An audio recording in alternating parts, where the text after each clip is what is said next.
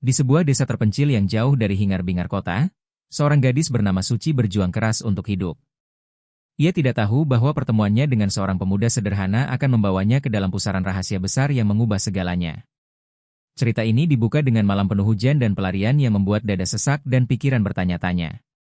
Yang nonton video ini sampai akhir tanpa dipotong dan yang sudah subscribe, semoga Anda dan keluarga wafat dalam keadaan husnul khotimah. Amin. Hujan turun seperti amukan langit yang murka. Petir menggelegar, menerangi langit malam yang pekat. Di sebuah hutan di pinggiran desa, seorang gadis muda berlari sekuat tenaga. Napasnya terengah, bajunya basah kuyup menempel di tubuhnya yang kurus. Tanah licin membuat langkahnya terperosok. Kakinya lecet, tapi ia tetap berlari. Suara langkah kaki dari belakangnya terdengar semakin dekat. Suci. Tunggu. Aku bisa jelaskan semuanya. Suara pria itu parau di antara derasnya hujan. Namun Suci tidak mau mendengar. Ia terus berlari. Air mata bercampur hujan membasahi wajahnya. Ia tidak tahu kemana harus pergi, hanya tahu satu hal, ia harus menjauh dari pria itu. Tubuhnya akhirnya tak kuat. Ia tersungkur di lumpur, tangannya menggenggam tanah basah. Di belakangnya, suara langkah kaki itu berhenti.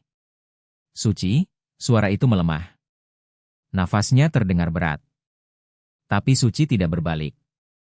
Ia memejamkan mata dan mengingat segalanya. Semua dimulai dari hari itu. Hari ketika ia bertemu pria asing yang katanya hanya perantau biasa. 2 bulan sebelumnya. Pagi masih muda. Kabut tipis menyelimuti desa kecil bernama Kampung Sinar Harapan. Desa itu tenang, seakan waktu berjalan lambat. Suci, gadis 20 tahun dengan rambut dikuncir dan kulit sawo matang, memikul 2 ember air dari sumur desa ke rumahnya. Keringat menetes dari dahinya. Meski tubuhnya letih, langkahnya tetap ringan. Ia melangkah melewati rumah-rumah tua dengan dinding papan yang mulai lapuk. Setibanya di rumah, ia menyapa ibunya yang sedang berbaring di kasur bambu. "Mak, ini airnya," ucap Suci sambil menuangkan air ke dalam tempayan. Ibunya, Bu Ratna, tersenyum lemah. "Terima kasih, Nak. Kau selalu kuat, ya?" Suci hanya tersenyum kecil. Ia tidak ingin ibunya tahu betapa lelahnya ia. Semenjak ayahnya meninggal 5 tahun lalu, ia menjadi tulang punggung keluarga. Pekerjaan apapun dilakoninya, dari mencuci pakaian tetangga hingga membersihkan ladang. Hari itu, setelah menyuapi ibunya makan, Suci berjalan ke sungai. Ia ingin mencuci pakaian. Di bawah pohon besar dekat sungai, seorang pria duduk sendirian. Rambutnya rapi, pakaiannya bersih meski sederhana. Wajahnya bersih, tak seperti kebanyakan pemuda desa. Suci sempat ragu, tapi tetap menurunkan ember cucian di pinggir sungai. Ia mulai mencuci tanpa menghiraukan kehadiran pria itu. "Namamu Suci, ya?" tanya pria itu tiba-tiba. Suci menoleh, sedikit kaget. "Iya." "Maaf, kita pernah kenal?" Pria itu tersenyum. "Belum. Aku Bagas. Baru seminggu di desa ini. Katanya di sini tempat yang tenang." Suci tidak menjawab. Ia kembali mencuci, berusaha tak terlalu menanggapi. Tapi pria itu tak berhenti. "Aku tinggal di rumah kosong dekat sawah. Katanya dulu rumah Pak Lurah lama." "Oh," jawab Suci singkat. "Hidup di kota terlalu bising. Aku ingin tinggal di tempat yang damai. Di sini, orang-orangnya ramah," lanjut Bagas. Suci akhirnya menatapnya. "Ramah? Entahlah. Mungkin Mas belum kenal semua orang sini." Bagas tertawa kecil. "Kamu berbeda. Sepertinya kamu jujur." Suci tak tahu kenapa, tapi hatinya merasa ada yang aneh. Pria itu terlalu sopan, terlalu tenang. Tapi ia tidak mau suudzon. Mungkin memang ada orang kota yang sederhana. Hari-hari berikutnya, mereka sering bertemu. Di warung, di sawah, bahkan di masjid kecil desa. Bagas selalu bersikap ramah, ringan tangan membantu warga, dan selalu mengucapkan salam. Beberapa ibu-ibu mulai menyukai kehadirannya. Tapi tidak dengan Rina, tetangga sebelah rumah Suci. Rina sering menyindir Suci di depan warga. "Ih, beruntung banget ya Suci. Baru kenal orang kota sebentar, sudah nempel terus." Suci hanya diam, tidak ingin menanggapi. Namun semua itu berubah saat suatu malam, ibunya mendadak sesak napas.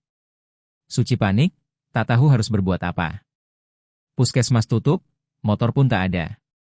Saat itulah, Bagas datang. Aku antar ke bidan. Cepat, katanya tanpa pikir panjang. Bagas membawa mereka dengan motor pinjamannya. Setelah diperiksa, Ibu Suci bisa beristirahat. Sejak hari itu, Suci mulai membuka hatinya. Bagas tidak hanya bicara, tapi benar-benar hadir saat dibutuhkan. 1 bulan kemudian. Di tengah perayaan kecil desa saat panen raya, Bagas berdiri di depan semua warga. Aku ingin melamar Suci, katanya tegas. Semua terdiam. Warga saling pandang. Bu Ratna terkejut. Rina hampir tersedak. Wah, hebat ya. Gadis miskin kayak Suci bisa dapat cowok kota, bisik Rina sinis. Namun Bagas tak goyah. Ia melamar Suci di depan semua orang, membawa cincin sederhana, dan berkata, aku tidak punya apa-apa. Tapi aku ingin hidup bersamamu dalam kesederhanaan. Suci tak tahu harus menjawab apa. Ia hanya menunduk, lalu menatap ibunya. Bu Ratna mengangguk pelan. Dengan suara pelan, Suci berkata, kalau itu maumu, aku terima. Dan mereka pun menikah. Tanpa pesta mewah, hanya doa dan harapan dari warga. Namun hari-hari setelah pernikahan itulah yang perlahan membuka tirai misteri. Bagas mengajak Suci pindah ke rumah pinggir desa yang katanya rumah titipan temannya. Rumah itu terlalu rapi, terlalu besar. Tapi Bagas berkata, temanku menitipkan rumah ini. Kita numpang saja. Suci tak banyak tanya. Tapi dalam diam, ia menyimpan rasa penasaran. Setiap malam, Bagas sering keluar dengan alasan mencari udara. Ia juga selalu menerima telepon di tempat tersembunyi. Pernah suatu kali, Suci melihat Bagas bertemu dengan pria berpakaian hitam dan menyerahkan berkas.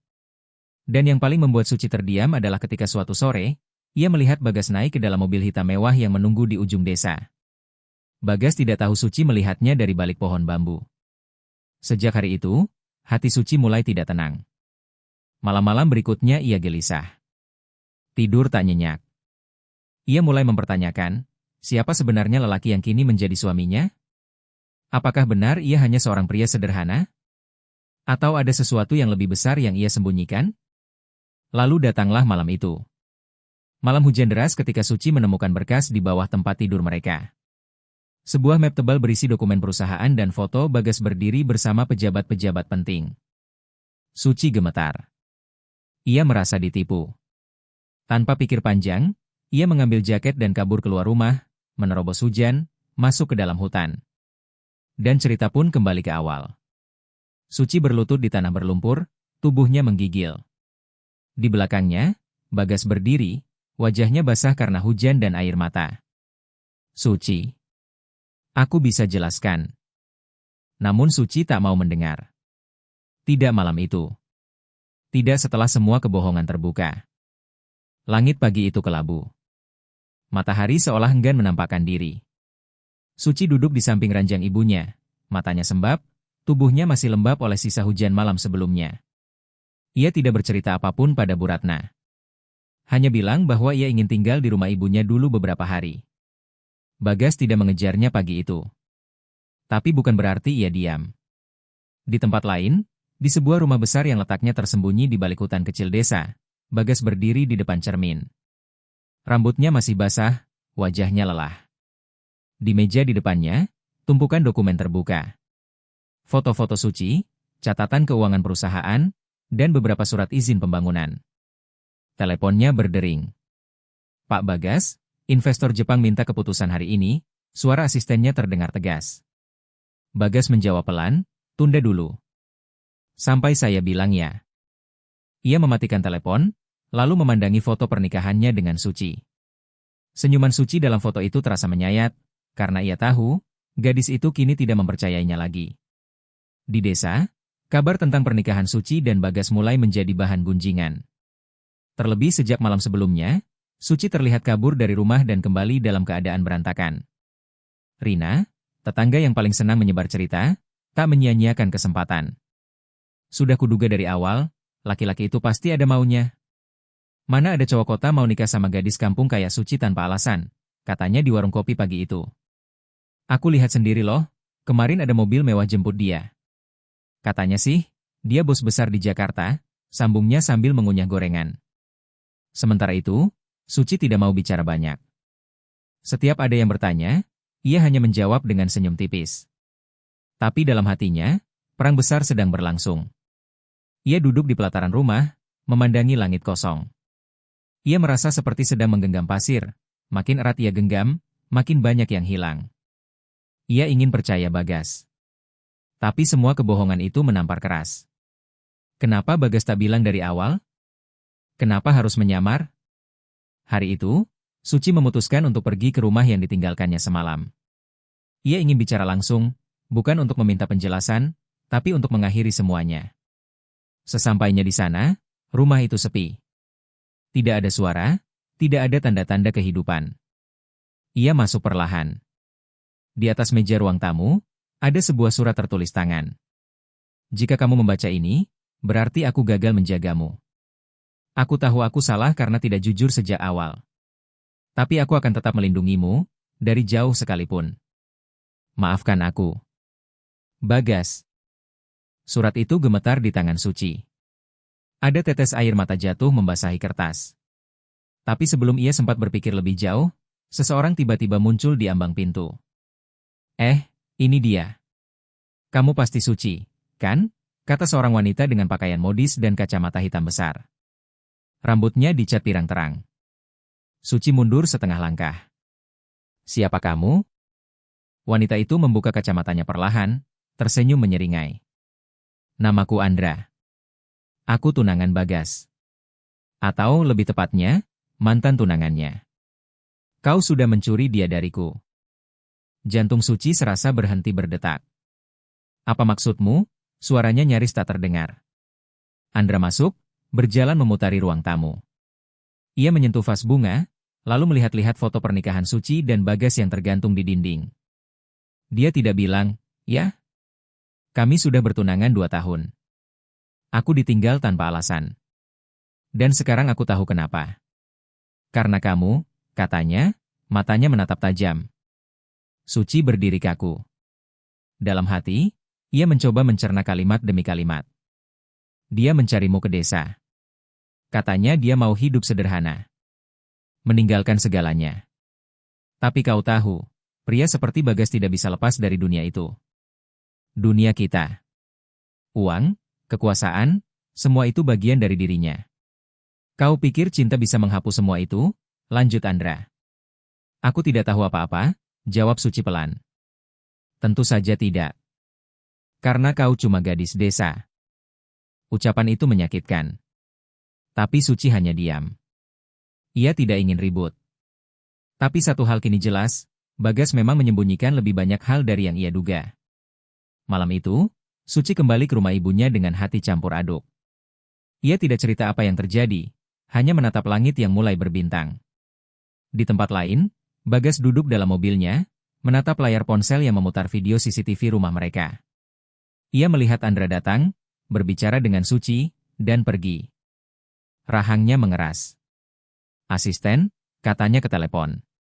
Siapkan pengamanan di desa. Aku tidak mau dia disakiti. As you wish, Pak Bagas. Keesokan harinya, desa gempar. Beberapa orang asing berdasi datang, menemui kepala desa. Mereka membawa proposal pembangunan resort dan perkebunan besar. Kepala desa mengangguk-angguk, tapi belum memberi jawaban. Di belakang semua itu, Bagas mulai menjalankan rencana besar, membangun desa menjadi sentra ekonomi yang maju tanpa merusak budaya asli. Namun niat itu ditentang oleh banyak pihak. Termasuk beberapa pejabat korup di kota yang tak ingin Bagas kembali ke dunia bisnis. Dandra, kakak Andra, adalah salah satunya. Ia menganggap Bagas telah menghancurkan nama keluarganya. Sore itu, Suci dipanggil kepala desa. Ada orang-orang kota yang ingin membangun di sini. Katanya kamu istri salah satu dari mereka. Suci bingung. Saya tidak tahu apa-apa, Pak. Namanya Bagas Ramadhani. Suci terdiam. Ia merasa seluruh dunia mulai menekannya. Malam harinya, Saat Suci duduk di serambi rumah ibunya, terdengar suara langkah mendekat. Sosok itu muncul dari balik gelap, membawa payung, langkahnya berat, tapi matanya penuh keinginan untuk bicara. Itu Bagas. Aku minta waktu 5 menit saja, katanya lirih. Suci diam. Ia tak mengiyakan, tapi juga tak mengusir. Bagas duduk di anak tangga. Ia memandang tanah, lalu berkata pelan. Aku memang bukan siapa yang kukatakan dulu. Aku adalah Bagas Ramadhani, pemilik grup perusahaan Ramadhani Corp. Aku punya lebih dari 1.000 karyawan, dan puluhan proyek properti. Tapi aku tidak bahagia. Aku bosan dengan semua pujian dan uang. Aku hanya ingin tahu, apakah masih ada cinta yang tidak melihat kekayaanku. Suci terisak. Kau datang ke sini, hanya untuk bereksperimen? Tanyanya lirih. Tidak. Aku datang dan aku menemukan kamu. Kamu bukan eksperimen. Kamu rumah bagiku. Tapi sebelum mereka bisa bicara lebih jauh, terdengar suara letusan dari kejauhan. Listrik padam. Desa gelap gulita. Teriakan warga terdengar. Rumah tetangga terbakar. Api mulai menjalar. Suara motor besar mendekat. Pak Bagas. Kami diserang, teriak salah satu pengawal yang baru datang. Suci menatap Bagas dengan mata gemetar. Apa ini semua karena kamu? Bagas menarik tangan Suci. Kita harus pergi. Sekarang? Dan malam itu, semuanya berubah lagi. Dari cinta menjadi perang. Dari rahasia menjadi ancaman nyata. Tunggu episode selanjutnya.